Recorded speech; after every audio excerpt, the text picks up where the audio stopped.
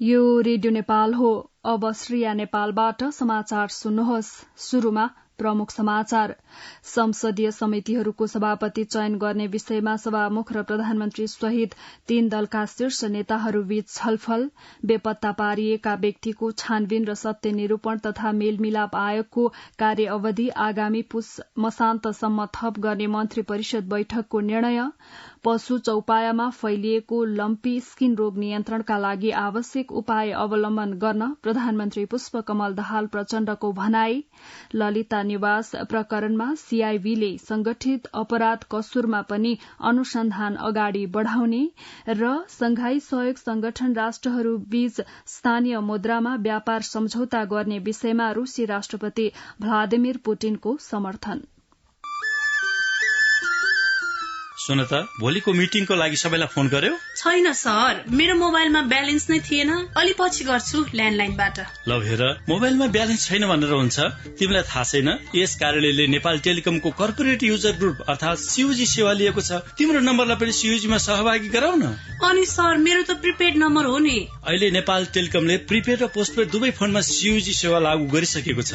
सीयूजीमा आबद्ध भएपछि हाम्रो कर्मचारीहरूबीच निशुल्क र नेपाल टेलिकमको नेटवर्कमा सस्तो दरमा फोन तथा एसएमएस गर्न र डाटा चलाउन पाइन्छ नि। तिमीलाई थप जानकारी चाहिएमा नेपाल टेलिकमको वेबसाइट www.ntc.net.np मा हेर न। नेपाल टेलिकम, राष्ट्रको संचार।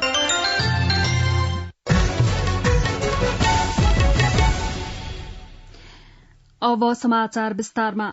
प्रमुख 3 दलका शीर्ष नेता र सभामुख देवराज घिमिरे बीच संसदीय समितिका सभापति छिट्टै चयन गर्ने विषयमा समझदारी जुटेको छ। सिंहदरबार स्थित सभामुखको कार्यकक्षमा हिजो भएको छलफलमा प्रमुख दलका शीर्ष नेताहरू जति सक्दो छिटो संसदीय समितिका सभापति चयन गर्न सहमत भएको सभामुख घिमिरेले जानकारी दिनुभयो। सभामुख घिमिरेले समितिहरूमा सभापति चयन हुन नसक्दा यसले संसदीय प्रभावकारितामा असर पारेको विषयमा दलहरू गम्भीर रहेको र विद्यमान समस्या समाधानका लागि सहमत भएको बताउनुभयो। लामो समयदेखि संसदीय समितिहरूको नेतृत्व निर्माण भएको छैन। ज्येष्ठ सांसदबाट त्यसको अध्यक्षता गरेर कामहरू गरिरहेको परिस्थिति छ। त्यो परिस्थितिलाई अब तुरन्त अन्त्य गर्नुपर्छ। यसमा तपाईहरुको केही सल्लाह सुझाव छ? मलाई चुनाव गर भन्नुहुन्छ कि मिलाउनुहुन्छ कि के गर्नुपर्छ? ल यो अब तुरन्त गरौँ भन्न मैले यसकै लागि उहाँहरूलाई मूलतः संसदीय गतिविधिलाई प्रभावकारी पार्नको लागि यिनै कुराहरू राखेँ। अब संसदमा गरिने गतिविधिहरू दलका नेता दलहरू मार्फत हो, त्यसैले उहाँहरू यसमा गम्भीर बन्नु भएको छ। यसलाई अब अविलम्ब टुङ्ग्याइहाल्ने गरीको सरसल्लाहहरू भएको छ। अब तुरुन्तै नै गर्ने भन्ने कुराहरू भएको छ। यस्तै बैठकपछि कानून न्याय तथा संसदीय मामला मन्त्री धनराज गुरूङले शीर्ष नेताहरूबीच संसदीय समितिका सभापति छिटो भन्दा छिटो चयन गर्ने सहमति भएको जानकारी दिनुभयो। शीर्ष नेताहरूको बैठकमा संसदीय समितिहरूको नेतृत्व जुन खाली भएर बसेको छ लामो समयदेखि, समितिको चाहिँ नि सभापतिहरू चयन नभएको अवस्थामा अब चयन गर्ने भन्ने चाहिँ पूर्ण रूपमा सहमत भएको छ। यो नम्बर 1। अर्को विषय राजनीतिक रूपमा पनि अलिकता विकृति विसंगतिहरू देखिएका छन्, त्यसलाई पनि समाधान गर्दै लैजाने र मेन स्ट्रिममा जुन संघीय लोकतान्त्रिक गणतन्त्र नेपालको मेन स्ट्रिमलाई बलियो बनाएर लिएर जाने कुरामा तीनैजना शीर्ष नेताहरूको बीचमा सभामुखज्यूको समुपस्थिति, मेरो पनि उपस्थिति भएर चाहिँ यो भयो। छलफलमा माओवादी केन्द्रका अध्यक्ष समेत रहनुभएका प्रधानमन्त्री पुष्पकमल दाहाल प्रचण्ड, नेपाली कांग्रेसका सभापति शेरबहादुर देउवा, नेकपा एमालेका अध्यक्ष केपी शर्मा ओली र कानून न्याय तथा संसदीय मामला मन्त्री धनराज गुरूङ सहभागी हुनुहुन्थ्यो। प्रतिनिधि सभा अन्तर्गत 10 वटा विषयगत समिति छन्। गत वैशाख 15 गते प्रतिनिधि सभाका 10 वटै विषयगत समिति गठन भएका थिए। यी संसदीय समितिमा सभापति चयन भएका छैनन्। संघीय संसदका 2 संयुक्त समिति पनि सभापतिविहीन रहेका छन्। मन्त्री परिषद बैठकले बेपत्ता पारिएका व्यक्तिको छानबिन र सत्य निरूपण तथा मेलमिलाप आयोगको कार्य अवधि आगामी पुस मसान्तसम्म थप गर्ने निर्णय गरेको छ। प्रधानमन्त्री तथा मन्त्री परिषदको कार्यालय सिंहदरबारमा हिजो बसेको बैठकले आयोगको कार्य अवधि थप गर्न बाधा अड्काउ फुकाउ आदेश जारी गर्ने निर्णय गरेको सरकारका प्रवक्ता एवं संचार तथा सूचना प्रविधि मन्त्री रेखा शर्माले जानकारी दिनुभयो। कानून न्याय तथा संसदीय मामिला मन्त्रालयको प्रस्तावमा यो बेपत्ता पारिएका व्यक्तिको छानबिन आयोगको र सत्य निरूपण तथा निर्मूलन आयोगको कार्यविधि सम्बद्ध 2080 साल पुष मसान्तसम्म थप गर्न बाधा अड्काउ फुकाउको आदेश जारी गर्ने भन्ने निर्णय भएको छ। यसैगरी बैठकले निजामती सेवाको रिक्त राजपत्राङ्कित विशिष्ट श्रेणी सचिव पदमा घनश्याम उपाध्यायलाई बढुवा गर्ने निर्णय गरेको मन्त्री शर्माले जानकारी दिनुभयो। राष्ट्रिय सभामा आर्थिक विधेयक 2080 र राष्ट्र ऋण उठाउने विधेयक 2080 टेबल भएको छ। राष्ट्रिय सभाको हिजोको बैठकमा सचिव डाक्टर सुरेन्द्र अर्यालले प्रतिनिधि सभाबाट सन्देशसहित प्राप्त आर्थिक विधेयक 2080 र राष्ट्र ऋण उठाउने विधेयक 2080 टेबल गर्नुभयो। यस्तै बैठकमा विनियोजन विधेयक 2080 अन्तर्गत विभिन्न मन्त्रालयगत शीर्षकहरूमाथि छलफल भएको छ। बैठकमा विनियोजन विधेयक 2080 अन्तर्गत भूमि व्यवस्था, सहकारी तथा गरीबी निवारण, भौतिक पूर्वाधार तथा यातायात, संघीय मामला तथा सामान्य प्रशासन मन्त्रालय र संस्कृति, पर्यटन तथा नागरिक उड्डयन मन्त्रालयका विभिन्न शीर्षकहरूमाथि छलफल भएको हो। छलफलमा सांसदहरू गोपाल भट्टराई, रामचन्द्र राई, शारदा देवी भट्ट र सोनाम गेलजेन शेर्पाले खर्च कटौतीको प्रस्ताव राख्नु भएको छ। यसअघि शून्य समयमा सांसदहरूले समसामयिक विषयमा सरकारको ध्यानाकर्षण गराउनुभयो। सांसदहरूले अविरल वर्षाका कारण अवरूद्ध पूर्व पश्चिम राजमार्ग अन्तर्गत नारायणगढ़ मुगलिन सड़क खण्डमा यात्रुहरूको सहज आवत जावतको प्रबन्ध गर्नुपर्ने, बाढ़ी पहिरो प्रभावित क्षेत्रका बासिन्दाहरूलाई उद्धार राहत तथा क्षतिपूर्तिको व्यवस्था गर्नुपर्ने, धान खेतीका लागि रासायनिक मलको व्यवस्था गर्नुपर्ने लगायतका विषयमा सरकारको ध्यानाकर्षण गराउनुभयो। राष्ट्रिय सभाको अर्को बैठक आज दिउँसो 2:30 बजे बस्नेछ। उपप्रधानमन्त्री एवं गृहमन्त्री नारायण काजी श्रेष्ठले सरसफाई मानवीय आवश्यकता भएको बताउनु भएको छ। गृह मन्त्रालयले आयोजना गरेको आधारभूत सरसफाई तथा स्वच्छता सम्बन्धी 10 दिने तालिमको समापन कार्यक्रमलाई सम्बोधन गर्नुहुँदै उहाँले सरसफाई मानवीय जीवनको महत्वपूर्ण कार्य भएकाले सरसफाई गर्ने मानिस साना हुन्छन् या सानाले मात्रै सरसफाईको काम गर्नुपर्छ भन्ने गलत सोच राख्न नहुने बताउनुभयो। नेपाल समाजवादी पार्टी नेसपाले नीति, सिद्धान्त र विचार मिल्ने पार्टी र समूहसँग संवाद एवं सहकार्य गरी मोर्चा बनाउने भएको छ। नेसपा केन्द्रीय समितिको हिजो बसेको बैठकपछि जारी विज्ञप्तिमा सो कार्यका लागि पार्टीले यही असारदेखि अभियान सञ्चालन गर्ने जनाएको छ। आगामी पुष महिनासम्म सञ्चालन गरिने अभियानको विस्तारित खाका सार्वजनिक गर्दै सो पार्टीले संगठन निर्माण तथा विस्तार अभियान 2080 अन्तर्गत अग्रगामी शक्तिको वृहत ध्रुवीकरण मार्फत देशमा नयाँ वैकल्पिक शक्ति निर्माण गर्न प्रयत्नशील रहने समेत जनाएको छ। यसैगरी अभियान मार्फत पार्टीलाई वैचारिक रूपमा प्रगतिशील लोकतान्त्रिक समाजवादी विकल्पको रूपमा स्थापित गर्ने नेसपाले जनाएको छ। साथै सबै स्थानीय तहसम्म संगठनात्मक सञ्जाल विस्तार गर्ने नेसपाले जनाएको छ। जनता समाजवादी पार्टी जसपाले नेपालमा हुँदै आएको जातीय विभेद विरूद्ध खबरदारी कार्यक्रम गर्ने भएको छ। हालै जुम्लामा अन्तर्जातीय विवाह गरेको विरोधमा घरमा आगजनी गरिएको र दाङमा कथित तल्लो जात रहेको भनी डेराबाट निकालिएको घटनाको विरोधमा खबरदारी कार्यक्रम गर्न लागि सो पार्टीका केन्द्रीय प्रचार विभाग प्रमुख पूर्ण बस्नेतले जानकारी दिनुभयो। कार्यक्रममा पार्टीका नेता, कार्यकर्ता लगायत आम नागरिकलाई विभेद विरूद्धको आन्दोलनमा सहभागी हुन समेत सो पार्टीले आह्वान गरेको छ। सरकारले महामारीको रूपमा पशु चौपायामा फैलिएको लम्पी स्किन रोग नियन्त्रणका लागि सबै प्रकारका साधन स्रोत उपलब्ध गराइएको उल्लेख गरेको छ। रोग नियन्त्रणका लागि प्रधानमन्त्री पुष्पकमल दाहाल प्रचण्डले आवश्यक चासो लिनु भएको छ। वहाँले कृषि तथा पशुपक्षी मन्त्री डाक्टर बेदुराम भूषाल र मन्त्रालयका उच्च अधिकारीलाई आवश्यक निर्देशन दिनुभएको प्रधानमन्त्रीको सचिवालयले जनाएको छ। प्रधानमन्त्रीले प्रभावकारी रूपमा पशु स्वास्थ्य कर्मी परिचालन गर्न खोप आपूर्ति बढ़ाउन तथा तत्काल खोप लगाउनका लागि जनशक्तिको आवश्यक प्रबन्ध गर्न समेत सम्बद्ध अधिकारीलाई स्पष्ट निर्देशन दिनुभएको छ। सरकारले हालसम्म 7,37,000 डोज खोप आयात गरी 7 प्रदेशमा उपलब्ध गराएको छ। पशु सेवा विभागका अनुसार 1,72,128 पशु चौपायामा खोप लगाइसकिएको छ। महामारी नियन्त्रणका लागि आगामी आर्थिक वर्षमा स्थानीय तहमा संघीय सरकारले सशर्त अनुदान अन्तर्गत 1 लाखका दरले बजेट उपलब्ध गराएको छ।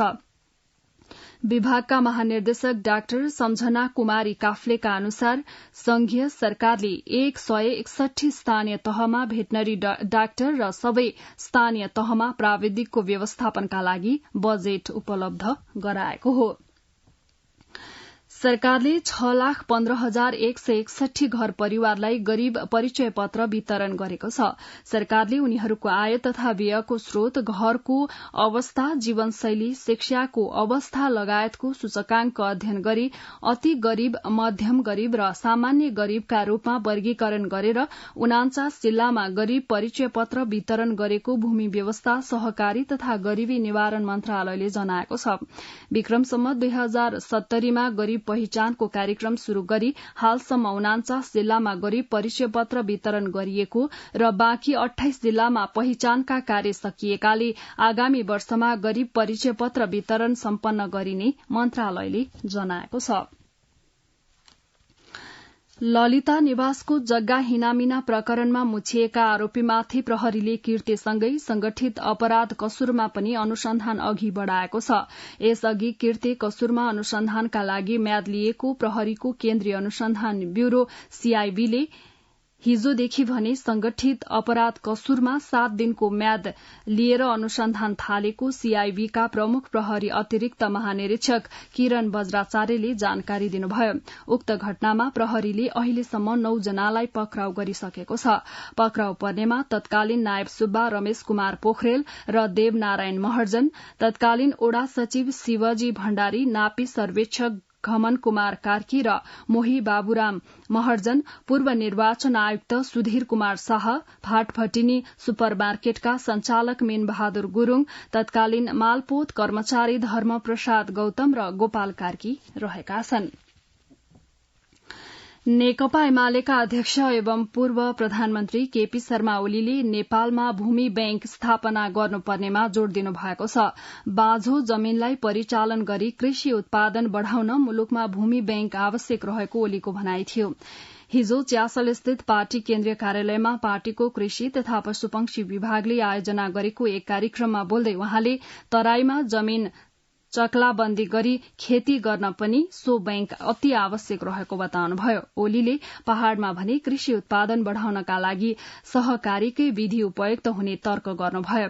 वहाँले नेपालमा 5 वर्षभित्र कृषि उत्पादन 80% वृद्धि गर्न सकिने जिकिर समेत गर्नुभयो। सूचना प्रविधि र डिजिटल सेवाका क्षेत्रमा काम गरिरहेका गुगल, फेसबुक र माइक्रोसफ्ट लगायतका 6 वटा अन्तर्राष्ट्रिय कम्पनी नेपालको कर प्रणालीमा दर्ता भएका छन्। नेपालमा विद्युतीय सेवाको कारोबार गर्ने विदेशी कम्पनीलाई करको दायरामा ल्याउन चालू आर्थिक वर्षको आर्थिक ऐन मार्फत सरकारले विद्युतीय सेवा कर डिजिटल सर्भिस ट्याक्स सम्बन्धी व्यवस्था गरेको हो। सोही व्यवस्था अनुसार हालसम्म 6 वटा विदेशी कम्पनी दर्ता हुन आएको ठूला करदाता कार्यालयका कर अधिकृत साधुराम पुडासैनीले जानकारी दिनुभयो। विद्युतीय सेवा कर तिर्ने कम्पनी ठूला करदाता कार्यालयमा दर्ता भइरहेका छन्। यस्ता कम्पनीलाई करको दायरामा ल्याउन सरकारले कानून बनाएको भए पनि अधिकांश कम्पनी भने अझै कर प्रणाली बाहिर छन्।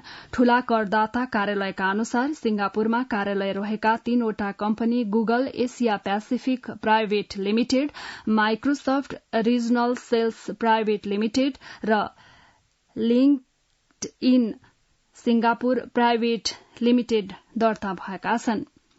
त्यस्तै संयुक्त राज्य अमेरिकाको ब्लुमिङटन ठेगाना राखिएको एनसीएस पियर्सन ई कर्पोरेशन र बेल्मिङटन काउन्टी अफ न्यू क्यासल ठेगाना भएको इप्सको इन्टरनेशनल ई कर्पोरेशन पनि ठूला करदाता कार्यालयमा दर्ता भएका छन्।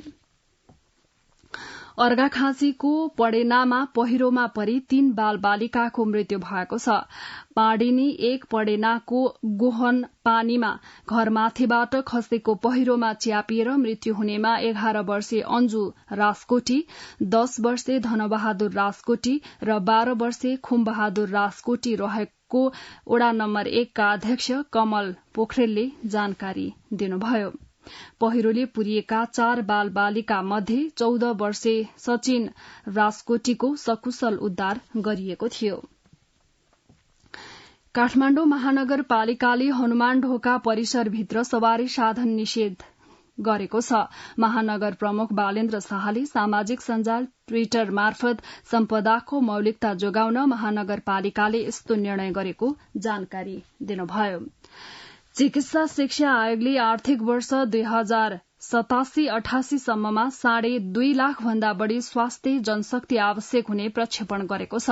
आयोगले आर्थिक वर्ष 2077-78 लाई आधार मानि गरेको अध्ययनमा उक्त प्रक्षेपण गरेको हो। आयोगका अनुसार सो अवधिभित्र सरकारी र निजी स्वास्थ्य संस्थामा महिला स्वास्थ्य स्वयंसेविका र कार्यालय सहयोगी सहित 3,58,938 स्वास्थ्य जनशक्ति आवश्यक पर्नेछ। आयोगले सो अवधिसम्म चिकित्सक र स्वास्थ्य कर्मी मात्रै 2,57,091 आवश्यक हुने निष्कर्ष निकालेको छ।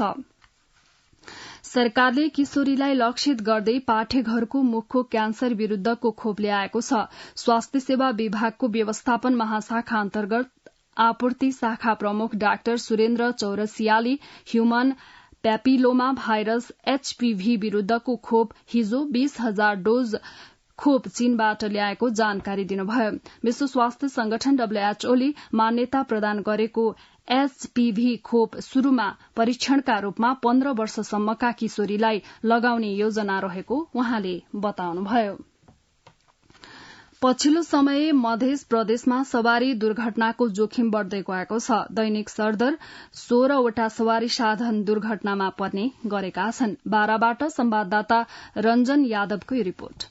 यात्रुलाई आफ्नो गन्तव्यसम्म सहज रूपमा पुर्याउनमा सवारी साधनको महत्वपूर्ण भूमिका हुन्छ। सवारी चालकले गर्ने लापरवाहीका कारण मध्य प्रदेशमा सरदर दैनिक 16 वटा सवारी साधन दुर्घटनामा पर्ने गरेका छन् भने करिब 2 जनाको दैनिक मृत्यु हुने गरेको छ। आर्थिक वर्ष 2079-80 को तथ्याङ्क हेर्ने हो भने मध्य प्रदेशमा जेठ मसानसम्ममा 5,454 सवारी दुर्घटनामा परेका छन् भने 513 जनाले ज्यान गुमाएका छन्। ट्राफिक व्यवस्थापन कार्यालय मध्य प्रदेश कार्यालयका प्रमुख ट्राफिक प्रहरी उपरीक्षक सन्तोष कुमार भट्टराई गत आवामा जम्मा 5711 वटा साना ठूला दुर्घटनाहरू भएका थिए र त्यसमा चाहिँ 585 जनाको मृत्यु भएको अवस्था थियो। सवारी दुर्घटनाको प्रकृति हेर्दा मुख्य राजमार्ग भन्दा पनि भित्री सड़कमा बढ़ी भएको पाइन्छ। त्यसमा पनि मोटरसाइकल दुर्घटनाबाट बढ़ी क्षति भएको छ। ट्राफिक प्रहरीको उपस्थिति बढ़ी भएको ठाउँमा सवारी दुर्घटना कम र ट्राफिक प्रहरीको उपस्थिति कम भएको ठाउँमा ट्राफिक दुर्घटना बढ़ी भएको तथ्याङ्कले देखाएको छ। फेरि ट्राफिक प्रहरी उपरीक्षक भट्टराई भित्री राजमार्गहरूमा पनि बढ़ी मात्रामा दुर्घटना भइरहेको अवस्थाहरू छ। यो एनालिसिस गरेर हेर्दाखेरि ट्राफिक प्रहरीको उपस्थिति मात्रै भयो भने पनि दुर्घटनामा न्यूनीकरण हुने हो कि। वर्षेनी ट्राफिक दुर्घटना 10% ले कमी गर्न ट्राफिक प्रहरीले आफ्नो पोस्ट बाहेक सड़की चेक जाँच गर्दै आएको छ। तर यस्ता चेकिङ सवारी दुर्घटनामा कमी गर्नु भन्दा पनि जरिवाना असुल्नमा बढ़ी केन्द्रित रहेको मध्य प्रदेश सरकारका पूर्व भौतिक पूर्वाधार मन्त्री जितेन्द्र सोनल बताउनुहुन्छ। सुरक्षा जाँच हुनुपर्छ, म यसको पक्षधर हो, तर सुरक्षा जाँचको नाममा असुविधा खडा गर्ने दलित छ। यस वर्ष मध्य प्रदेश ट्राफिक प्रहरीलाई सरकारले 25 करोड़ 81 लाख राजस्व उठाउन लक्ष्य दिएको छ। तर आर्थिक मन्दीको कारण सड़कमा सामान लिएर आवत जावत गर्ने ट्रकको संख्यामा कमी आउँदा यो लक्ष्य पुर्याउन ट्राफिक प्रहरीलाई हम्मे पर्ने गरेको छ। ट्राफिक नियमन सवारी साधनलाई जरिवाना गरेर मात्र गर्न सकिन्छ भन्ने बुझेको ट्राफिक प्रहरीले सवारी दुर्घटना कमी गर्न अन्य उपाय समेत अपनाउनु पर्ने आवश्यकता देखिन्छ। रञ्जन यादव, रेडियो नेपाल, बारा।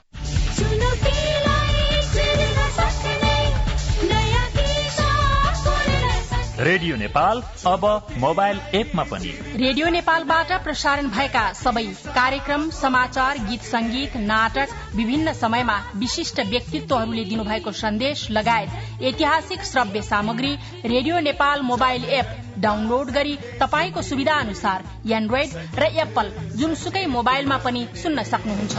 रेडियो नेपाल।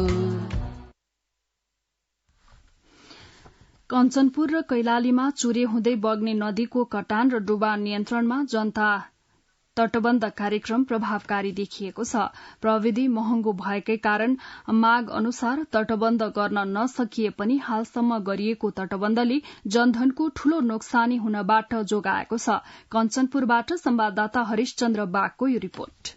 कञ्चनपुरका महाकाली र दोदा तथा कैलालीका मोहना र खुटिया नदीमा आउने बाढ़ीको जोखिम व्यवस्थापन गर्न स्थापना गरिएको जनताको तटबन्ध कार्यक्रम फिल्ड कार्यालय नम्बर 7 को कार्यक्षेत्र कञ्चनपुर र कैलाली हो। गत आर्थिक वर्षमा यी चारवटै नदीमा 1.32 किलोमिटर क्षेत्रमा मात्रै तटबन्ध बनेको छ। चालू आर्थिक वर्षमा महाकालीमा 2.05 किलोमिटर र दोदामा 1.12 किलोमिटर तटबन्ध बनिरहेको छ। एसियाली विकास बैंक को सहयोगमा चालू आर्थिक वर्षमै कैलालीका मोहना र खुटिया नदीमा 9.4 किलोमिटर तटबन्ध निर्माणाधीन छ। जनताको तटबन्ध कार्यक्रम फिल्ड कार्यालय नम्बर 7 का प्रमुख श्री प्रसाद शाह। विभाग र मन्त्रालयले चाहिँ अब यहाँ यस्तो यस्तो समस्या छ, बजेट चाहिँ एकदमै कम भयो, दिएको बजेटले एउटा पोइन्ट कन्ट्रोलको मात्रै काम हुन्छ, हाम्रो योजना अन्तर्गत काम गर्नलाई त त्यो अनुसारको बजेट त आउनु पर्यो नि। एडीबी को सहयोगमा कैलालीका मोहना र खुटिया नदीमा निर्माणाधीन 9.4 किलोमिटर तटबन्धका लागि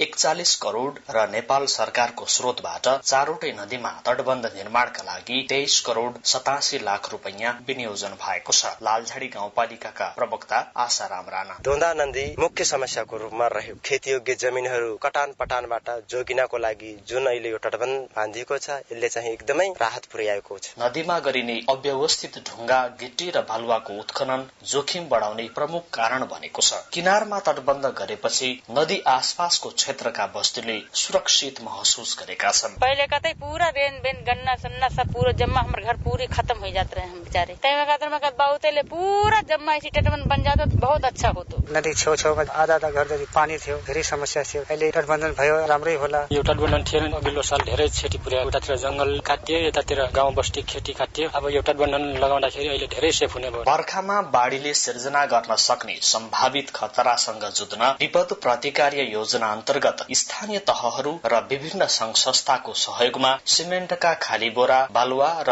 बाँस लगायतको प्रयोग गरी जैविक तटबन्ध गर्ने, नदी किनारमा वृक्षारोपण गर्ने जस्ता अभ्यास पनि भएका छन्। हरिशचन्द्र बाग, रेडियो नेपाल, कञ्चनपुर।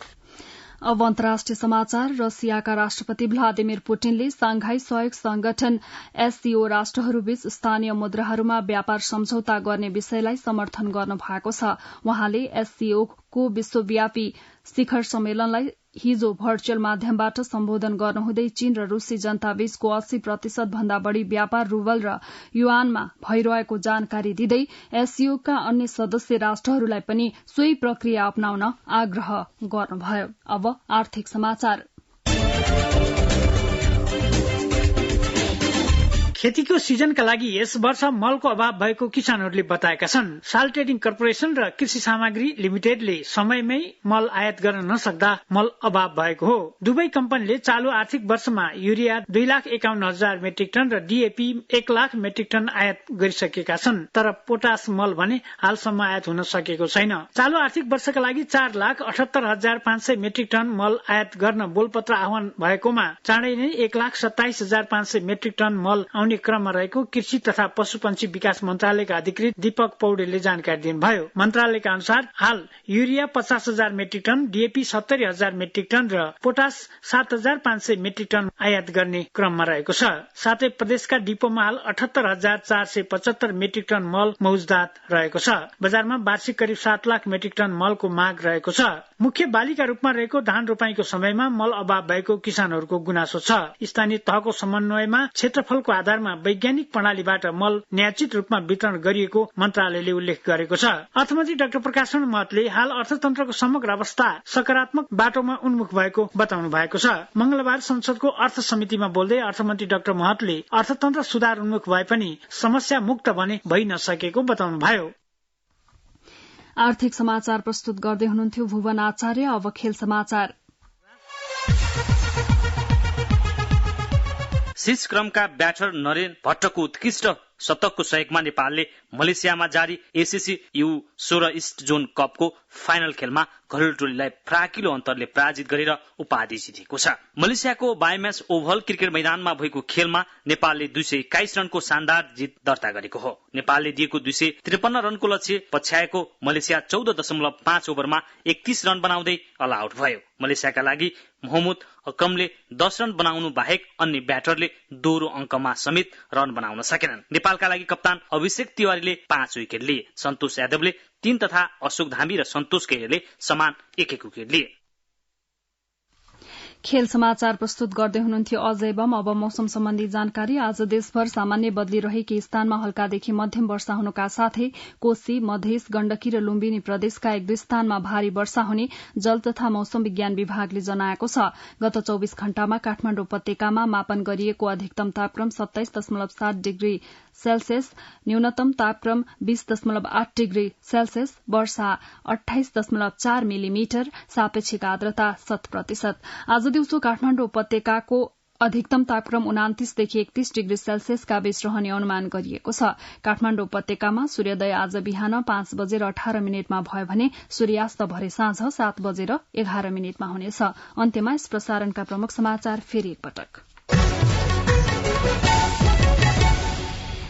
संसदीय समितिहरूको सभापति चयन गर्ने विषयमा सभामुख र प्रधानमन्त्री सहित 3 दलका शीर्ष नेताहरूबीच छलफल। बेपत्ता पारिएका व्यक्तिको छानबिन र सत्य निरूपण तथा मेलमिलाप आयोगको कार्यविधि आगामी पुष मसान्तसम्म थप गर्ने मन्त्री परिषद बैठकको निर्णय। पशु चौपायामा फैलिएको लम्पी स्किन रोग नियन्त्रणका लागि आवश्यक उपाय अवलम्बन गर्न प्रधानमन्त्री पुष्पकमल दाहाल प्रचण्डको निर्देशन। ललिता निवास प्रकरणमा सीआईबीले संगठित अपराध कसुरमा पनि अनुसन्धान अगाडि बढ़ाउने र संघाई सहयोग संगठन राष्ट्रहरू बीच स्थानीय मुद्रामा व्यापार सम्झौता गर्ने विषयमा रूसी राष्ट्रपति भ्लादिमिर पुटिनको समर्थन। रेडियो नेपालबाट बिहान 7 बजेको समाचार सकियो। अर्को समाचार बुलेटिन 8 बजे अंग्रेजीमा सुन्न सक्नुहुनेछ। हवस् त, नमस्कार।